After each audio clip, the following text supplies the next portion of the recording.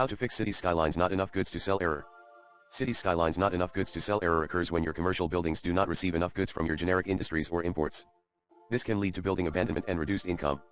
There are several possible causes and solutions for this problem, such as traffic congestion. If your roads are too crowded or poorly designed, your trucks may not be able to deliver goods on time. You can improve your traffic flow by using public transport, roundabouts, one-way roads, and traffic management tools. Industry imbalance. If you have too many commercial buildings and not enough generic industries, you may not be able to produce enough goods locally. You can balance your supply and demand by zoning more generic industries or reducing your commercial zones.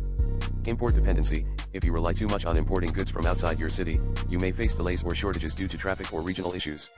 You can reduce your import dependency by producing more goods locally or using cargo trains, ships, or planes to speed up imports.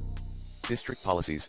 If you have enabled some policies that affect your industry or commerce, such as heavy traffic ban, industrial space planning, or big business benefactor, you may experience some side effects on your goods production or consumption.